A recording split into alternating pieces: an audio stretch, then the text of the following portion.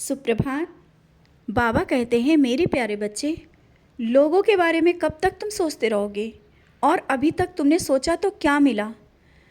लोगों के चक्कर में तुमने ये सोचना शुरू कर दिया कि तुम वहाँ जाओगे तो लोग क्या करेंगे, क्या कहेंगे, तुम ये काम करोगे तो लोगों की सोच क्या होगी।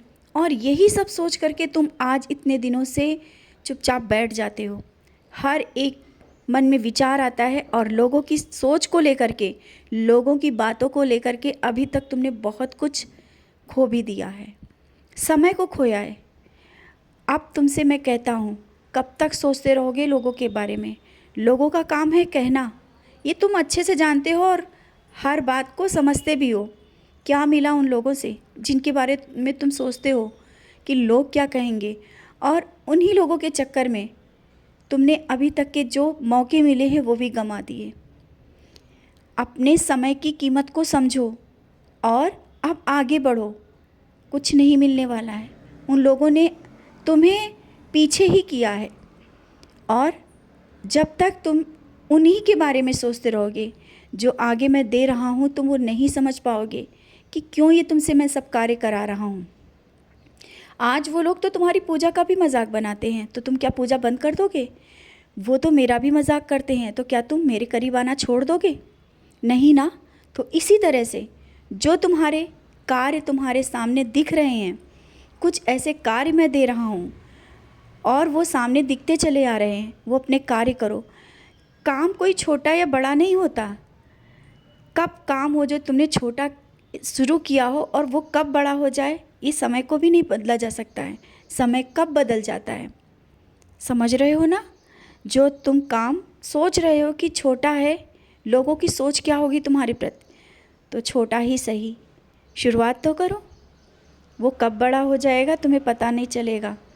और एक दिन वो समय आएगा जब तुम खुद देखोगे कि लोग कहेंगे कि ये सब कैसे हो गया, और वो होगा, अवश्य होगा। और जहाँ तुम जाना चाहते हो, तुम्हारा मन कर रहा है कि तुम वहाँ जाओ, फिर सोच के बैठ जाते हो कि समय निकालेंगे तब जाएंगे, या जब सब लोग कहेंगे तब जाएंगे। ये सब बातें अपने दिल से पूछो कि तुम्हारा हृदय क्या कहता है। जो तुम्हारा हृदय कह रहा है ना, उसकी मानो और वो कार्य समय पर कर लो। वहाँ समय पर जाओ और समय से अपने कार्य करो। हाँ, शिरडी आने के लिए तुम बहुत बेकरार हो, बहुत परेशान हो। तुमने बहुत दिनों से सोचा था कि तुम शिरडी आओगे, लेकिन किसी कारण से नहीं आ पाए। तो इसके लिए ये मत सोचो कि तुम नहीं आ पाए।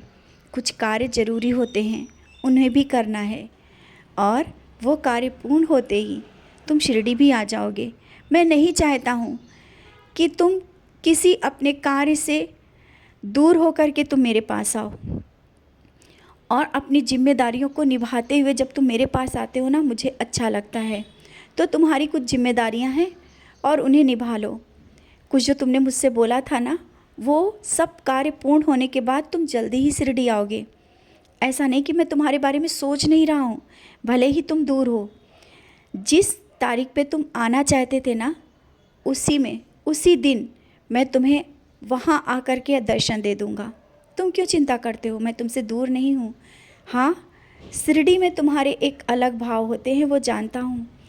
तुम्हारे आँखों से आंसू जब बहते हैं शिरडी को याद करके, मैं वो भी देखता हूँ। तो मुझे बहुत याद करते हो, मैं भी तुम्हें देख रहा होता हूँ।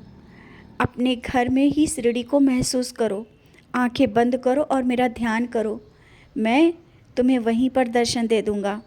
शिरडी की वो महक, वो खुशबू, वो गलियों का एहसास मैं तुम्हारे घर में दे दूँगा। तुम मेरे बच्चे हो, मैं तुम्हें उदास कैसे दे सकता हूँ? ना ही उदास तुम रहो, मैं हूँ ना तुम्हारे साथ।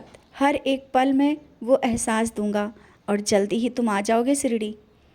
और उसके आने के बारे में तुम सोच रहे हो कि कैसे व्यवस्था हो पाएगी, तो जब मैं बुलाता हूँ ना, तो तुम्हें व्यवस्था करने की या किसी से कहने की भी ज़रूरत नहीं पड़ेगी।